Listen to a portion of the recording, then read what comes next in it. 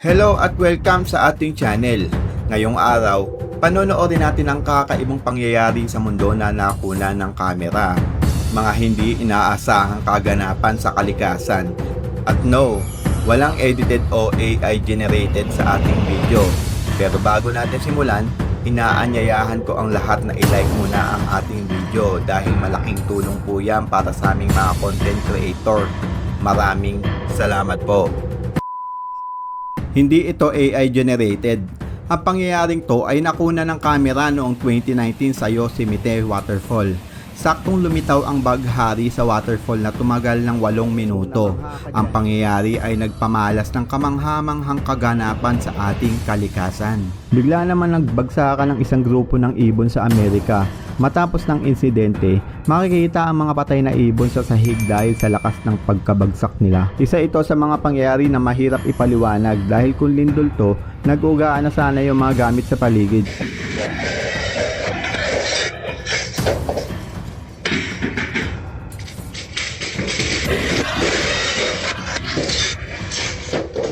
Sa perspective ng construction, nangyayari daw ito kapag ang tiles ay walang spacing. Yan ang sabi ng kaibigan kong foreman. Okay. Hindi makatotohanan ang mga underwater forest. Kadalasan maririnig lang natin ito sa mga fairy tale. Pero alam nyo ba na nagkatotoo ito sa bansang Brazil, Rio de Prata. Ang rare phenomena na ito ay nangyari dahil sa malakas na buhos ng ulan sa lugar. Green plants, mga puno, prutas, pati na nga ang tulay na ginagamit bilang hiking trail ay nalubog lahat sa crystal clear water. Alam nyo ba na ang mga balyena ay patayo kung matulog? Patayo sila matulog para madaling maabot ang ibabaw ng dagat. Dahil gaya nating mga tao, kailangan nila ng oxygen para makahinga. Dagdag pa, ito'y upang mapanatili nila ang kanilang balanse sa ilalim ng dagat. Ang balon na to ay nagbubuga ng napakainit na tubig, pero parang wala lang sa mga tao sa paligid. Ito'y dahil ang mainit na tubig sa malamig na lugar ay agad na nagyelo kapag nahanginan. Ang pagtayo ng buhok sa isang lugar ay nangangahulugan na may malakas na kidlat na tatama.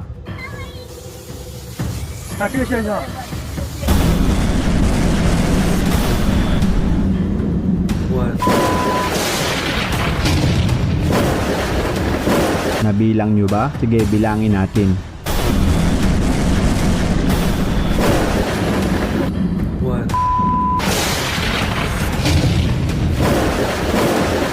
11 times. Gaano nga ba kaposible yun?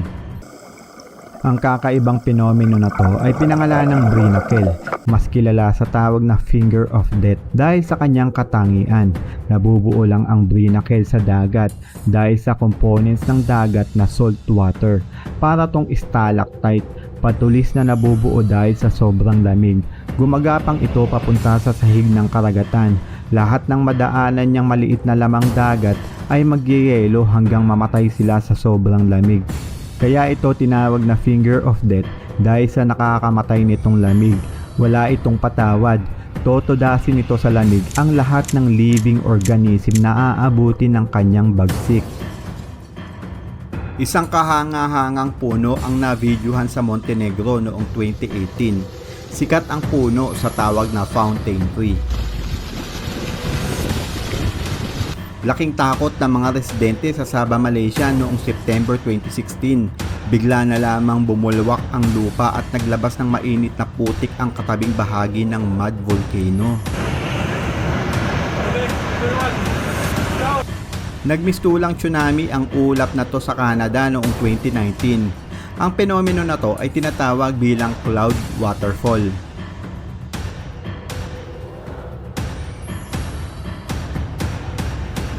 Bigla na lang umangat ang lupa sa isang lugar sa India noong 2021. Base sa isang netizen na nag-comment sa original video, sanhi daw ito ng methane gas sa ilalim ng lupa. Walang malabasan kaya umangat ang lupa.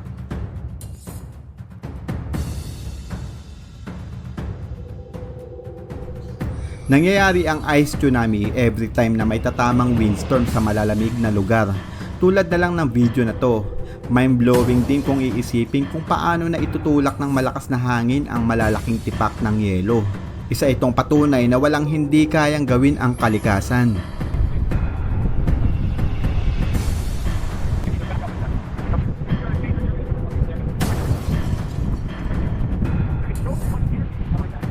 Alam nyo ba na nung unang panahon, sea sponge ang ginagamit ng ating mga ninuno pang linis ng mga plato at ng mga gamit. Ito yung sa atin, ito yung sa kanila.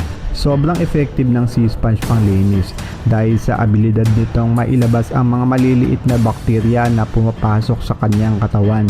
Ito halimbawa kung gaano kabisa mag-filter out ang sea sponge. Nagpakalat ng neon color na may halong bakterya ang isang diver sa paligid ng sea sponge. Ito'y upang ma-demonstrate ng maayos kung gaano ka-effective panglinis ang mga sea sponge. Nakakamangha ang lamang dagat na to. I mean, kung paano niya salain yung maliliit na mikrobyo. Ang mga sea sponge ay 15 years nang nabubuhay sa ating mundo. Kabilang sila sa mga living creature sa dagat.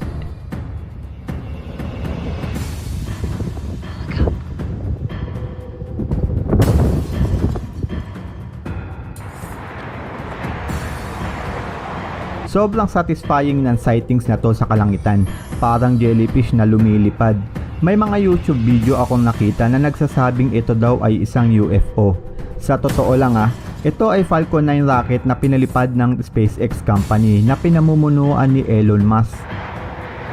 Ang misyon ng Falcon 9 rocket na to ay para mas palakasin ang Wi-Fi broadband ng SpaceX na Starlink. Ang pangyayaring to na gumulat sa buong mundo ay naganap sa Piparo noong 1997. Kaya pagpasensyahan nyo na kung medyo malabo ang video. Sa video, makikita na walang ideya ang mga tao sa paligid kung ano ang nangyayari hanggang sa lalong nag-alboroto ang mad volcano.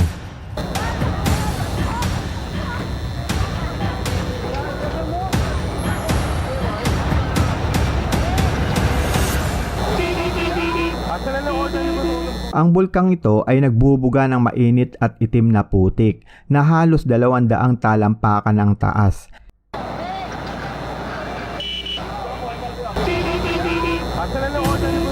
Mahigit 100 katao ang nawala ng tirahan sa pangyayaring to. Idiniklara ng mga otoridad bilang disaster area ang lugar.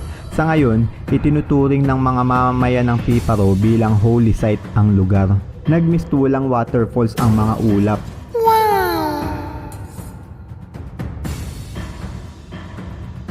Gumamit ang NASA ng high-end solar filter para makita natin ng mas malinaw ang nangyayari sa araw. Ang nakikita nyong itim na usok ay tinatawag na plasma walls, isang electrically charged gas sa paligid ng araw. Yan ang nagko-control para mapanatili ang maayos na kondisyon ng araw. 5 ipo-ipo naman ang nabuo sa sunog na ito.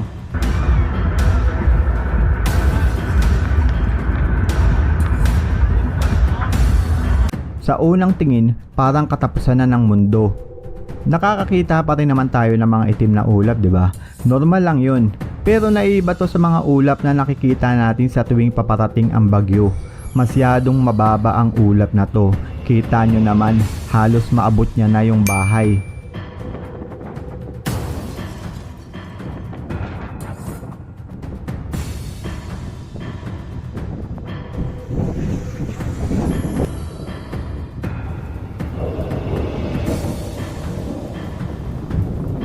Base sa report, matapos mag-video ng ating cameraman, bumagsak ang malakas na buhos ng ulan. Malakas na hangin na may kasamang ipo-ipo. Lumilikha ng kakaibang tunog ang butas na to sa tuwing may ipapasok silang bagay sa loob.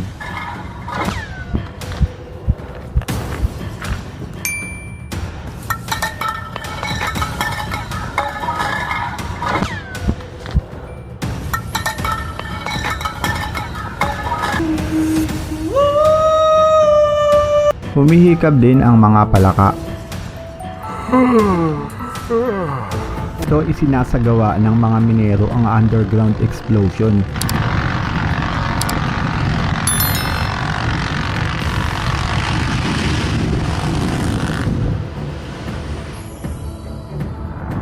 Isa sa dahilan kung bakit nila ginagawa ang explosion method ay para sa efficiency and cost effectiveness.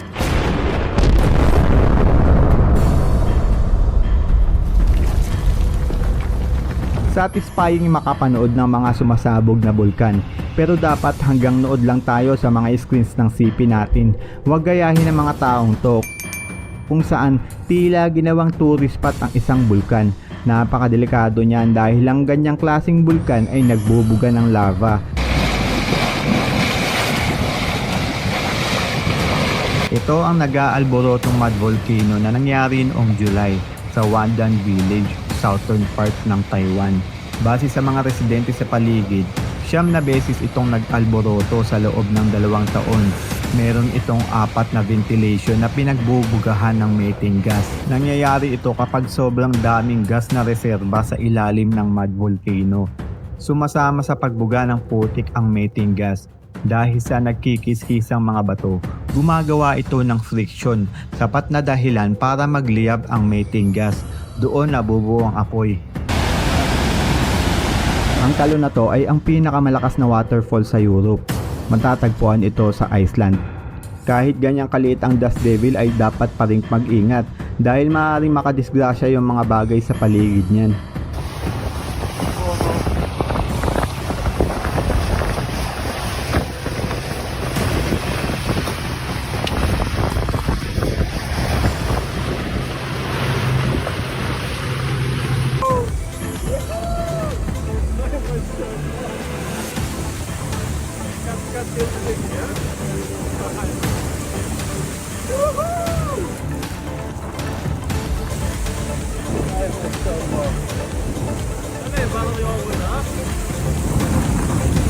Alam nyo ba na ang mga buwaya ay sadyang malalaki?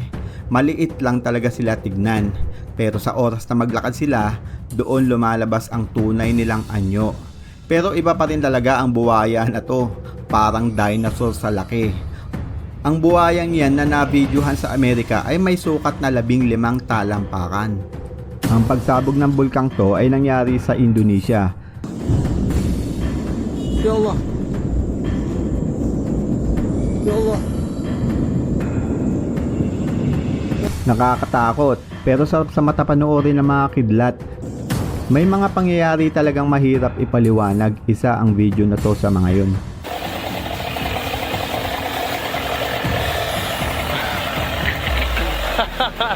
That's crazy. Loco. A waterfall.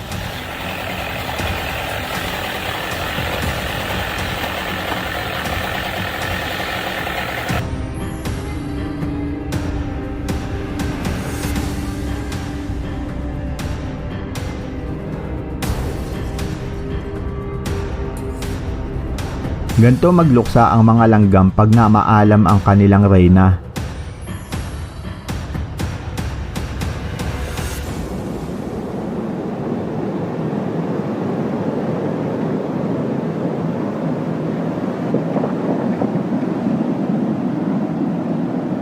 Gaano nga ba posible magkaroon ng 2 buwan sa isang gabi?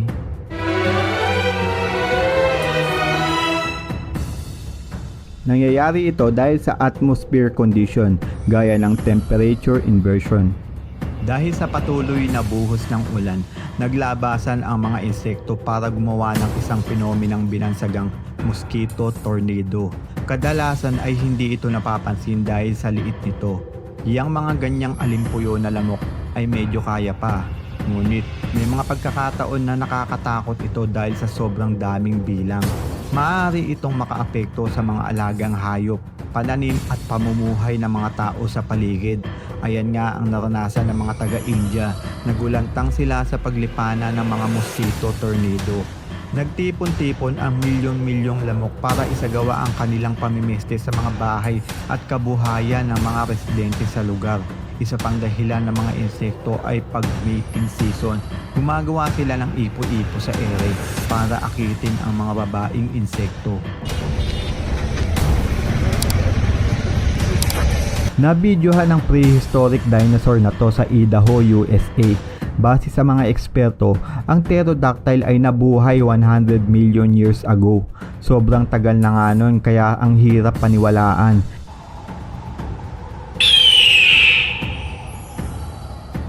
Base sa mga nabasa ko sa comment section na nakatira din sa nasabing lugar, meron din daw silang nakita na gantong ibong kaparehas ng nasa video. Ito ang pumukaw sa aking atensyon. Yung professional videographer, photography at graphic designer na nag-comment. Base sa kanya, pinag-aralan niya frame by frame yung video. Sa kanyang opinion, 100% na totoo ang video at hindi edited. Ano sa tingin nyo? Naniniwala ba kayo dito? I-comment lang kung meron din kayong kakaibang karanasan para mabasa sa ating comment section.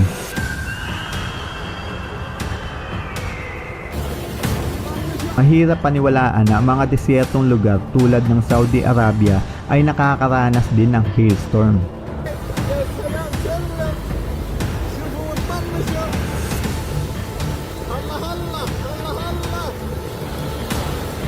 Sama-sama ang mga maliliit na isda para magmukha silang malaki laban sa mga predators.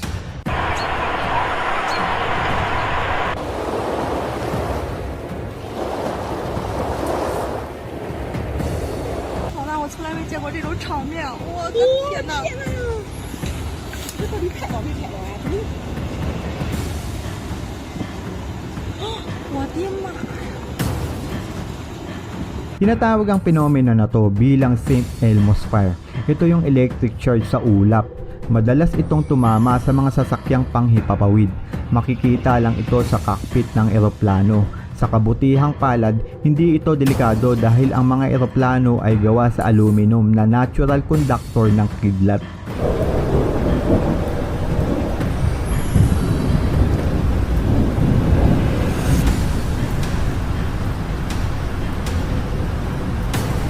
Ganito naman ang itsura ng buhawi sa ilalim ng dagat.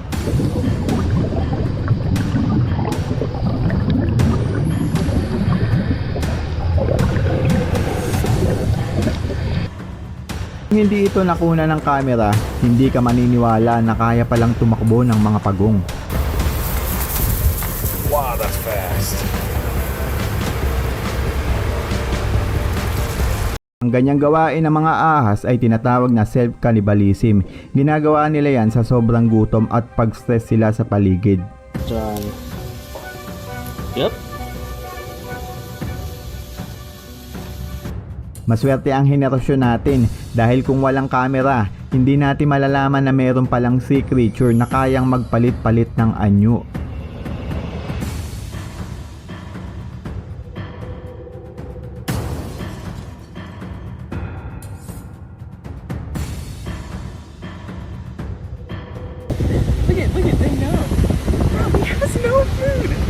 Napapasunod ni Birdman ang mga ibon. Ganto kaganda ang bioluminescent sea pag umuulan.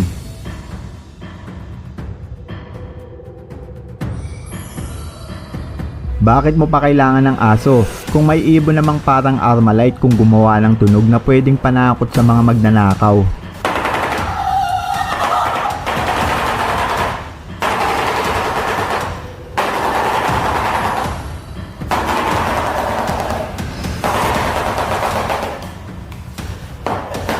Very creepy nito, parang dumudugo yung puno.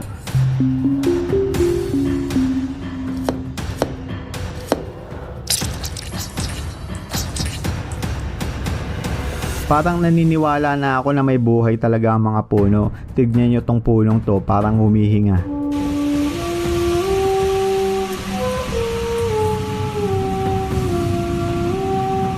Nagbaga naman ang punong to matapos tamaan ng kidlat.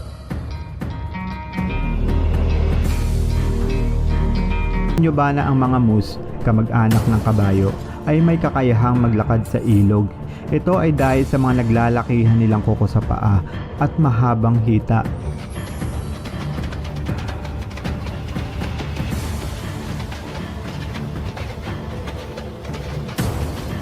Nagmistulang tagabantay ng traffic ang mga ibong to matapos nilang gumawa ng pugad sa mga poste.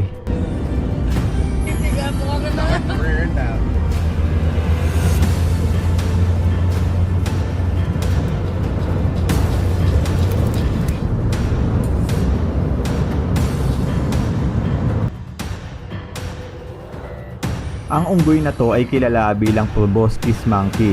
Eksperto sila sa paglangoy. Naghahanap sila ng pagkain sa ilalim ng ilog.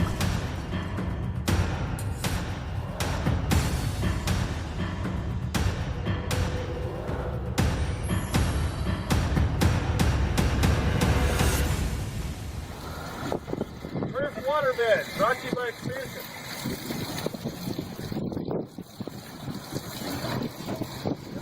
That's a nice makeup. You sure do. How you gonna do it? I'd let him die right there. Nastak ang pating na to matapos tumalon sa bangka ng mga mangingisda na dala kaya sumunod na eksena, nagpabook na siya ng flight sa kaibigan niyang agila.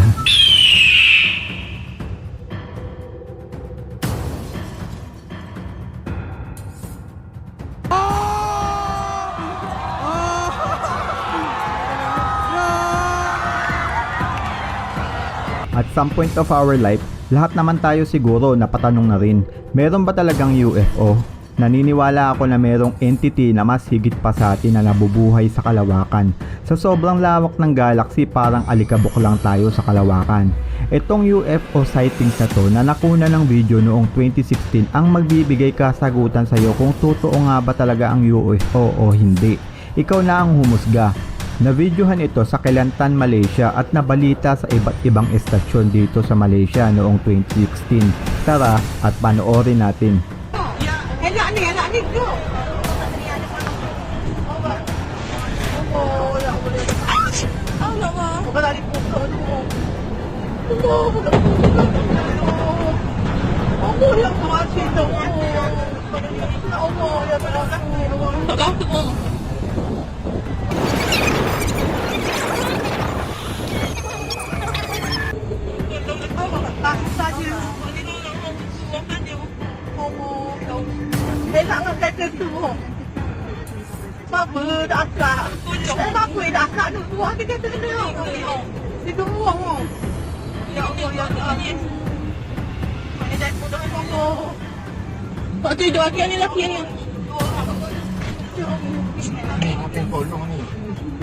Yes.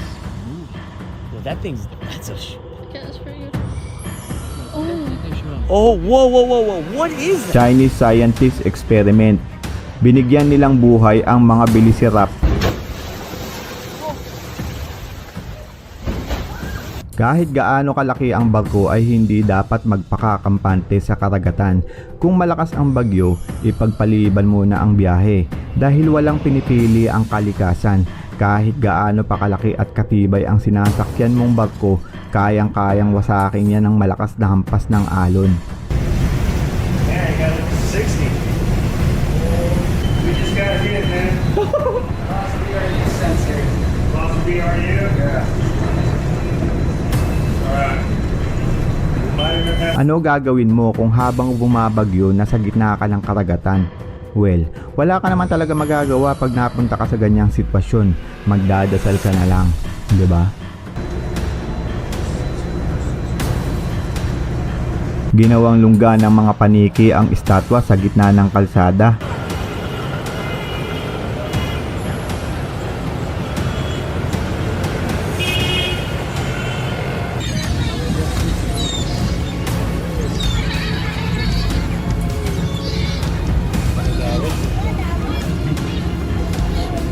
Dalawang araw ang nakita sa bansang Slovakia.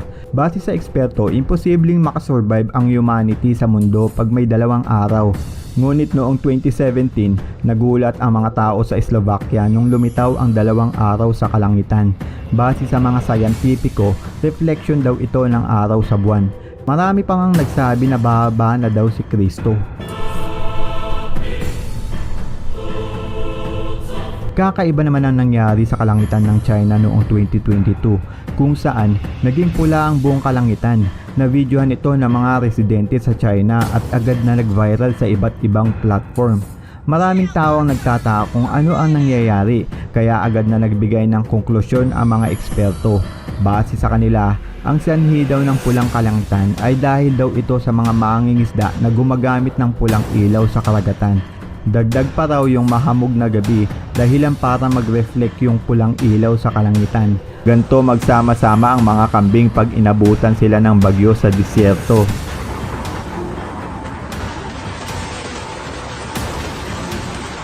Sana ay nagustuhan nyo ang video natin ngayong araw. Huwag kalimutang i-like ang ating video at i-share na rin ito sa mga kaanak, kaibigan at kahit sinong kakilala nyo na gustong matuto. Maraming salamat sa panonood at kita-kits sa susunod na upload.